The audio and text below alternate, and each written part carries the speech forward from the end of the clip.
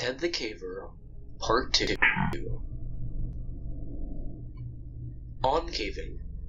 Before I continue with the next journal entry, I thought it might be helpful for the reader to explain a little bit about caving and about the atmosphere inside the cave. As I reread and think about my description of the cave, I noticed that much of the language I use in my caving journal and the descriptions, or lack thereof, assumes that the reader has a knowledge of caving and what it is like inside a cave. In other words, I write my journals for me. I will take this time to give a more detailed description of the cave. I will tell about what it was like while we worked on the cave, and I will summarize our feelings up to this point. The cave was discovered several decades ago when construction in the area unearthed its entrance. From that time to the present, it has been visited by mostly locals in the area and avid cavers in the region. Beer cans can be found intermittently inside the cave, mostly in the upper half. When the cave was first entered, it was probably beautiful. Dust, graffiti, vandals, pigeons, and regular use have diminished its appeal. There are still places in the cave where small formations remain undisturbed as a reminder of what the rest of the cave used to look like. To enter the cave, one must have a good length of rope in order to rappel down the rock. A nearby tree serves as a good anchor point. Once a rope is tied to the tree, about 20 feet away from a small cliff, it can be tossed over the edge of the cliff to a small ledge 15 feet below. Cavers can descend the short distance to their entrance. Once inside the cave, artificial light must be used. My light source of choice is battery-operated, helmet-mounted light known as a TAG light. Safe caving calls for at least 2 sources of backup lighting. From a backup lighting, I have a mini-mag light mounted to my helmet, and another helmet-mounted light in my pack, which I always carry with me. I also have glow sticks that I carry with me. These are not considered good sources of backup light, however, but they're to be used for taking lunch breaks or doing small other minor things. And they could be used to get out of a cave if other sources fail. After a short climb over large rocks, the caver comes to a large pit. The same rope is used to reach the bottom of the pit. The drop is only 50 feet or so, but it's not free hanging. In other words, you can't slide straight down the rope, which is preferable. You have to snake your way around sharp rocks as you descend. The ascent is made much more difficult for the same reason. The pit varies in diameter from about 10 feet to 3 or 4 feet in a few places. The walls are lined with a sharp white rock called popcorn.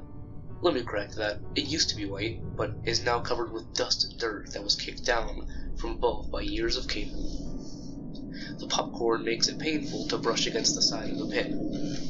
My choice of clothing is a Levi's, pair of jeans, t-shirt, gloves, and knee pads. I usually leave the cave with about a few scrapes, but at least I'm comfortable while I climb around inside. The temperature is very stable year-round. It feels cool in the summer and warm in the winter. We have gone in on freezing days, and 10 feet into the cave it's warm enough that coats are not needed. It is a good temperature to work in, as we learned. For this size drop, I usually use a figure-8 descending device. For the climb up, I attach myself to the rope using a pencil ascender, but I climb up on my own without using the device. It is there merely as a safety attachment, in case I slip. Other cavers have their own methods of getting down and up. At the bottom of the drop, the caver needs to do some crawling for a while. There is a small room, about 6 by 6 feet, at the bottom that gives the caver a spot to leave his harness and descending/ascending gear. Since there is no more steep drops, the harness is not needed and will only get into the way.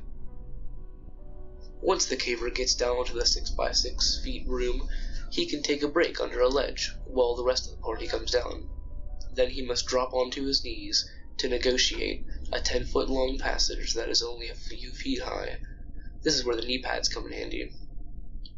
The floor is covered with soft drink, intermingled with pieces of rock from above. The thin layer of dirt does anything to soften the blow to the hands and knees as the caver works down the crawl space. As a reward, at the end of the crawl, he gets to drop to his belly and scoot under a tight squeeze. Not really tight, just something low enough to make the caver scoot along the dirt. Once the caver gets on the other side of the squeeze, There are a few feet of crawl space, then the cave opens up enough to stand up. For most of the rest of the caver can stand, or at least stoop. The cave spills off into several passages at this point. 2 routes wind around rocks and crevices and come to abrupt dead ends. The other 2 lead to small pools of water. Each route is fun to explore. They all lead on for 100 feet or so in a gradual downward slope. Most of the time, the caver can walk upright through the passages. Other time, they will have to climb over large boulders or occasionally crawl on hands and knees. Water is a common occurrence in caves. I have been told by one of the local residents, who was one of the first people in the cave, and that his cousin dove into the pools using scuba gear. He said the cave continued down for a couple 100 feet underwater. What they were hoping for, and what happens very frequently, is that the passage comes up somewhere else, with virgin cave passages to explore. Unfortunately, I didn't possess the knowledge to give more detail about the types of rocks in the cave. When we were drilling, we would have some parts that would make it easier to drill than others, and there were different colors in the rock. Refer to the photos taken inside the cave. But that is the best I could do to describe the makeup of the cave. At the point that the cave splits into 4 routes, 2 passages that dead end are to the immediate left of the caver. Straight ahead and to the right are passages that lead to the pools of water. The entrance to the passage on the right is the largest of the 4. The arched opening rises nearly 10 feet in the air, ending a mere foot below the cave ceiling. As the caver enters the passage, and ceiling gradually lowers until it's about 6 feet high. It continues at this height for the 40 feet that the passage travels in a continuous direction. The section of the cave resembles a hard rock mine. It's arched nearly perfect, and the floor flat and easy to walk on. It's easy to picture rusty mine carts on rail lines, and dust-covered miners with blistered hands gripping dull picks. The pseudo-mine comes to an end, and the caver is once again forced to drop onto hands and knees and get reacquainted with the floor of the cave. This time, the crawl lasts only about 20 feet. The floor is sloping gently downward for the first half of the crawl. Then it gets fairly steep and slippery. Able-bodied cavers can still climb carefully down the slippery slope. When I go with B, I carry the end of the rope down that we used to get down this point. I usually need to tie another short length of the rope to the first rope to make sure that he can use it to get to the bottom.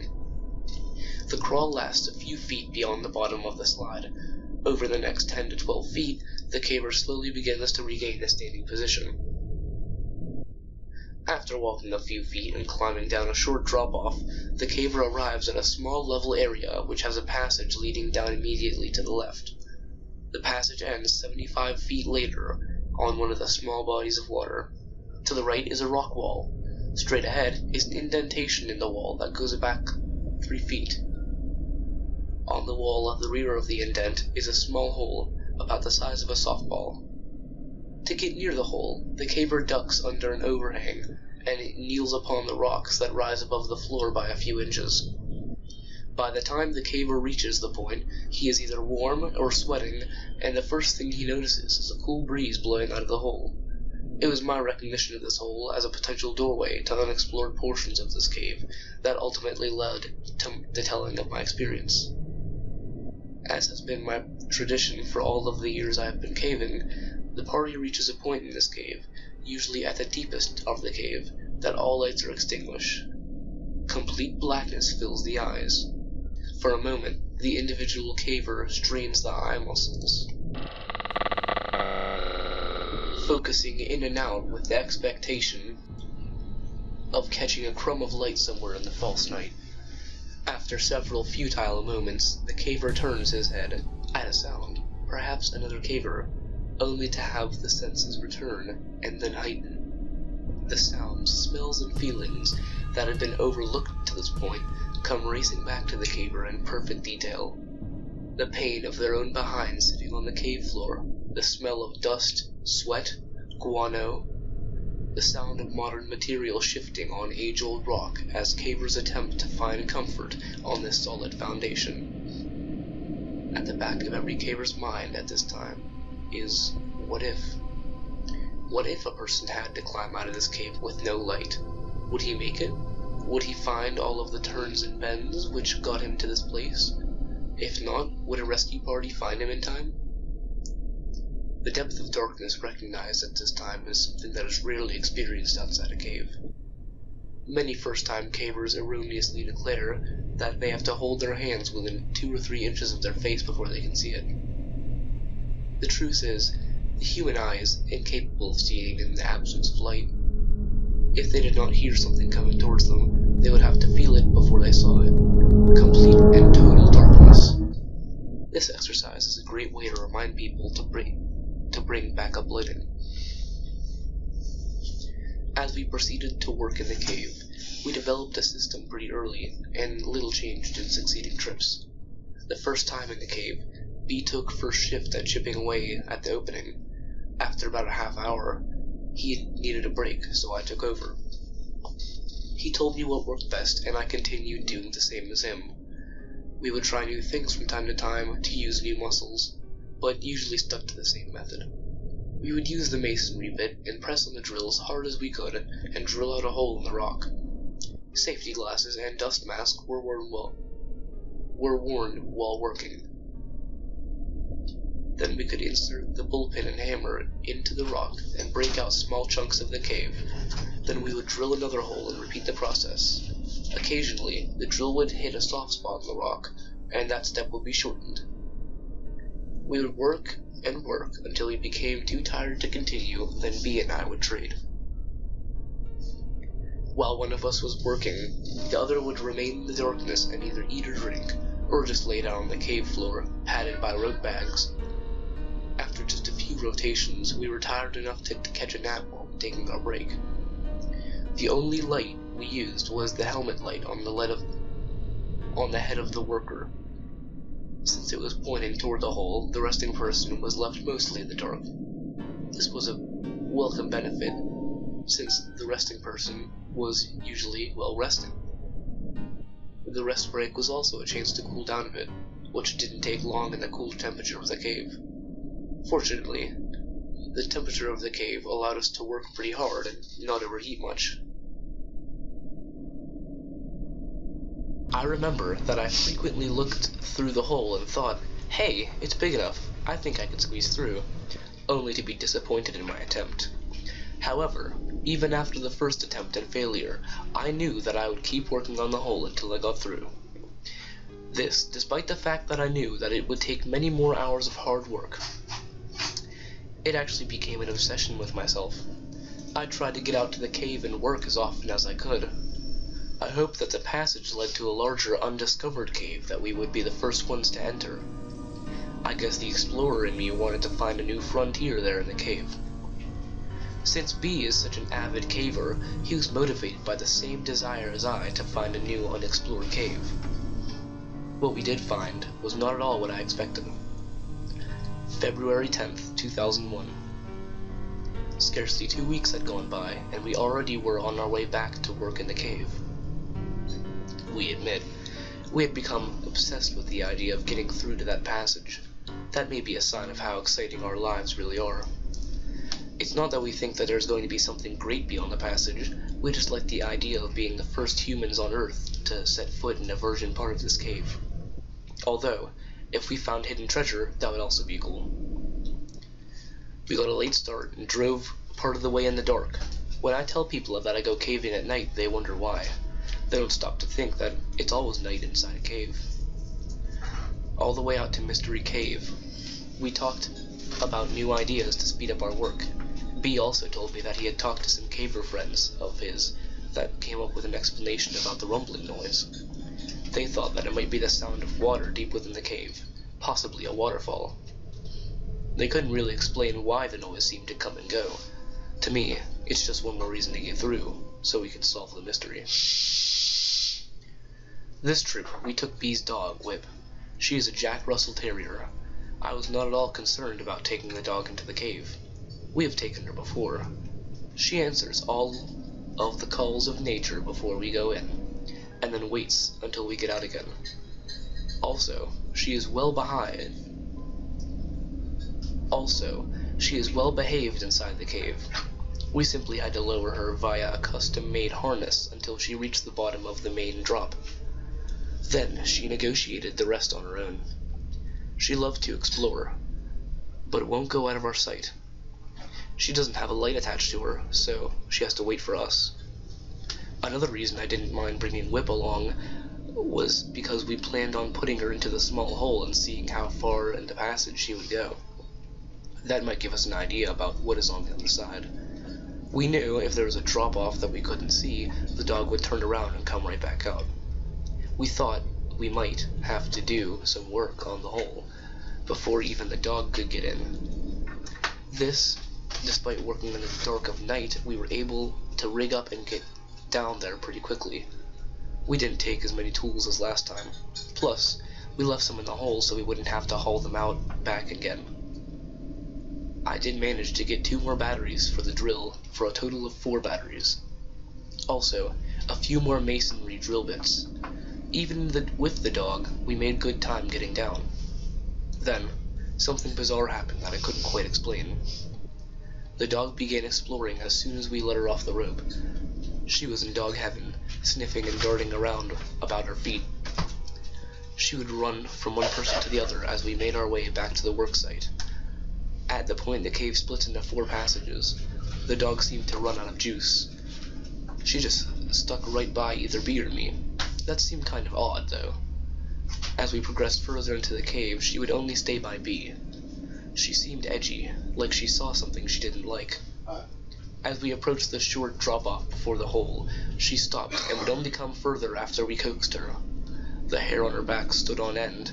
Finally, as we got her to within 20 feet of the hole, she began to whimper and hide behind B. Her tail was between her legs, and she was cowering down on the ground. Strange. I have seen her square off with dogs twice her size, but now she acted as if Satan himself was lurking in the darkness. I figured there must have been animals that used the cave as a home, and Whip smelled their scent. Too bad it upset her, because there was no way she was going into the passage. We decided, with this new development, the nervous dog, one of us would work while the other stayed with the dog a few feet away from where we normally rested. We got right back into our routine of drilling, hammering, etc. With our extra supply of batteries, we were finally able to push really hard on the drill and not have to worry about using up the batteries. This did not make our work any easier, but it did speed up things a bit. Progress was still very slow. I really didn't mind, though. My journal goes on for a while about the process we were making. The entire time we worked, Whip did not move. She just lay there on a rope bag, shivering. She would whimper from time to time. One thing I didn't think about at the time was that she would not take her eyes off the hole. We should have been more observant of this intuitive animal. We were on our 4th battery when the second bizarre thing happened to us.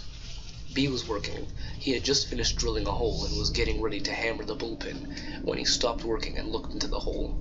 I was kicking back, almost asleep, and hardly paying attention to him. He had this light by his side to illuminate the work area. I could see in the eerie glow a puzzled and intense look on his face. He looked over at me and shook his head. I asked him what was up. He said that he swore he had just heard a strange noise emanating from the hole. He said it sounded like rocks sliding on rocks, sort of a grinding sound. I assumed his ears were just ringing from the drill. He didn't wear any earplugs this trip. He assured me that what he heard was what he heard. I didn't have an explanation, so I went back to dozing off. B sat in the quiet of the cave for a long time before he resumed work. Also, he would stop from time to time and just listen. B is very grounded and not one to pursue some imaginary sound. I believe he heard something, but I'm not too concerned about what it is.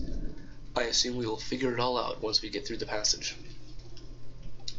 The final battery lasted about an hour or so.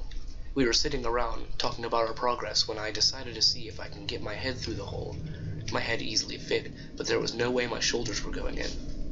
I was kneeling there, contemplating how close we were, when I noticed something that B overlooked.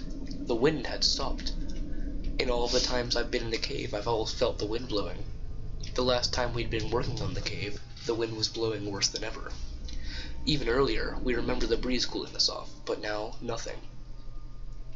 B said he did not know when it stopped. The rumbling had ceased too. Bizarre. The plain old cave was becoming very mysterious. We talked for a long time in the dark of the cave. We debated that what could possibly causing these unusual events to occur. I think part of the reason we were sitting in the dark was because we were both too hammered to move. We could come up with no other reasonable explanation for strange things happening in a cave. After sitting at least half an hour, we slowly loaded up our gear and started for the surface. Whip couldn't be happier to get out of there. Once again, we left some of the tools in the cave. We just put them in a hole. Not enough people used the cave to worry about, plus we were too tired to care. We made a lot of progress this trip. It helps to have a little extra batteries. We still have a long way to go, but it sure is nice to see how far we have come. Rough. March 3rd to March 4th, 2001. It took us 3 weeks before we got back out to Mystery Cave again. Our attitudes have changed a bit since we first started the project. In the beginning, we looked at the whole thing as a fun adventure. Since the last trip out, we found ourselves taking a more serious approach. On the drive out, this time our conversation was a little more subdued than before. We hadn't talked much since the last trip, not for any reason but scheduling conflicts. Instead of discussing ways of getting through the passage, we found ourselves talking about rational explanations for what had happened. Neither one of us had any ideas that would explain the unusual occurrences that we experienced on the last trip. We were amused to find out that neither one of us had talked much about the last trip to other people. That is a complete reversal from other trips. It had been fun to report to friends and family about our progress. It's always fun to tell people about the tight squeeze we're going through to get into the passage. Most people have little desire to voluntarily subject themselves to incredibly tight places. Actually, neither do I, but I will do it in order to get to their side. It's good motivation. We left town early in the afternoon to beat traffic. I don't really recall what time we finally got to the cave. Like I said, the mood was subdued. We got rigged up and started down. Obviously, B left the dog home this time. We took essentially the same gear as last. We left some of the tools in the hole to save our backs the agony of hauling the extra weight. Even with the gear, we got down in good time. We really have a system for getting up and down. There was only one minor mishap this trip. B scraped his arm on the descent. Not real bad, fortunately. He waited until he got all the way down the hole to patch it up. It was just a superficial cut. While he was getting the wound cleaned up, I started working. We both took note that the breeze was back and the rumbling present. We had 4 fresh batteries, and 4, or maybe 3.5, fresh arms. I had high hopes this would be the day. It started out pretty slow. When we first started working on the hole, the thickness was about 3 inches. As we enlarged the hole, the thickness had increased. As a result of our progress, had become slower. Still, we continued at as much energy we could put into the work. The hole was big enough, at least for me to put my hammer into the hole, for reference. Then put the camera into the hole and took a picture of Floyd's tomb. It's nice to see the pile of broken rock below the hole get bigger and bigger. We have both realized that we are just going to have to put down a certain amount of work in order to get through. So we just got down to business. We usually don't talk much while we work, since one of us is making a lot of noise with the drill or hammer. Break times are good times to use to chat momentarily about whatever topic pops into mind. The breaks take place whenever the guy that's working decides to switch roles. We both put in some pretty good work sessions. I have little more stamina than B, but he gets as much done in just a shorter amount of time due to his upper body strength. We still celebrate small victories we encounter along the way. Whenever a section we've been working on crumbles, we cheer. On the rare occasion that a fist-sized rock falls from the entrance, we whoop and holler. That's one small chunk of earth that no longer separates us from whatever lies on the other side. I still harbor the secret fantasy that there was a hidden entrance to the other side of the passage, and years ago Spanish explorers hid their treasures in the cave and sealed up the entrance, and it has remained untouched until we find it. B has a more realistic, although more mundane theory. He figures that there's more cave on the other side. We'll see who's right. This trip I wanted to see if we could speed up the work by using larger masonry bits. I purchased some good-sized ones at the hardware store at a good-sized price. One was larger in diameter than all the rest. The other was smaller round, but longer. I had pretty much concluded that the big one might be too big, and I was right. We pushed to get it all the way into the rock, but the progress was still very slow. We tried pushing for all we were worth, and we got tired. The larger bit just created too much friction area for our strength. It might have worked with a hammer drill, but we didn't have one. The longer bit worked out fine with our drill. We relied on it for the most of the work we did this trip. I thought we were going to be out one bit, and a drill in my hand, when the bit broke off towards one end. I was pushing as hard as I could on the drill, when the bit a few inches in the wall when it snapped. I nearly rammed the drill through the wall from pushing so hard. We were able to retrieve the bit and keep using it minus a couple inches. It has still worked great. Only once in a great while did we resort to hammer and chisel. Work was proceeding as normal, until about the time we were on our 4th battery. I was kneeling down and working on the drill slowly into the wall at the time. I had my earplugs in, my safety glasses on, and was lost in my own thoughts. Suddenly, over the squeak of the drill bearing down on the rock, I heard a strange noise. It was loud. I could hear it over the noise of the drill, even though I had earplugs in. At first, I thought it was just the drill bit doing its job on the cave. I would frequently complain by screeching and whining as we forced it into the wall, but this was different. It took me several full seconds to comprehend that this was coming from inside the hole and not the bit. I stopped drilling and yanked my earplugs out just in time to hear the most terrible scream I've ever heard trail off and echo into the darkness of the cavern. I stared wide-eyed at the hole. For several moments I didn't move, nor did I breathe. I turned to look at B. Moments earlier he had been lying on the rope bed catching a nap. Now he was standing upright, mouth open, with a look of concern on his face. I turned around and looked at the hole again, half expecting to see a demon face staring back at me. Yet nothing was different in Floyd's tomb. I fixed my gaze on the back of the squeeze where the limits of my light reached. There was no motion, only darkness beyond the reaches of my light. In the complete silence that followed, I can hear my heart pounding in my ears. Not another sound could be heard in the cave. Suddenly, I heard a scraping noise behind me and straightened up. I nearly knocked myself out, hitting my head on the overhang. It was just B moving to turn his light on, but I was so wired it nearly sent me to my grave. B spoke again and I jumped. He said to get some rocks and put them in the hole. He explained whatever animal had made that noise might be able to get out through the hole. I immediately grabbed a few rocks and hoisted them through the opening. Using the handle of the sledgehammer, I slid the rocks back as far into the tunnel as I could reach, creating a wall between us and the other side. Since the squeeze is so small, it didn't take long. The entire time I was doing this, however, I was thinking, the noise certainly did not come from an animal. I didn't know if B thought it really was, or if he was just trying to convince himself. I didn't say anything about him to what I thought. From the time it happened to the writing of my journal entry, 2 days later, I have tried to come up with some possible source for such a noise. To describe it, I would say it sounded like a cross between a man screaming in fear and a cougar screaming in pain. It sounded like it came from the hole and was roughly 100 feet away. The horrific noise reverberated through the cave and through my ears. B estimated that the scream lasted 8 to 10 seconds. My guess is about 5 seconds. 3 seconds while I was drilling, 1.5 seconds to drop the drill and yank the earplugs out, and 1.5 seconds of sheer terror. It's difficult to tell how much time passes when you're listening to a solo from the depths of Hades. I filled the back of the passage with the rocks, and we just sat there listening to the silence. My breathing was a lot more rapid than usual. Neither of us spoke for some time.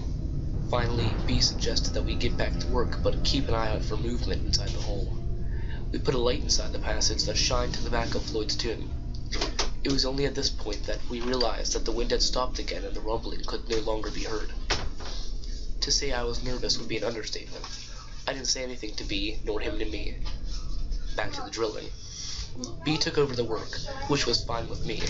I wasn't exactly worn out, but I didn't mind being farther from the hole. B wouldn't stop from time to time from listening, but I still found myself looking behind me down the passage to the still water. Every time my light would cast an unusual shadow, my heart would jump. My imagination was running wild. Oddly, B seemed to be less concerned about the strange noise than me. After a few short minutes, he seemed to be focused entirely on getting through the passage. I was still straining to listen above the sound of the drill. I heard nothing now but the sound of familiar carbide on stone. As I contemplated the possible scenarios that might play out on the other side of the passage, I found myself strangely getting somewhat excited again about getting through. It might have been fatigue taking its toll on my mind, or the thought of something valuable on the other side.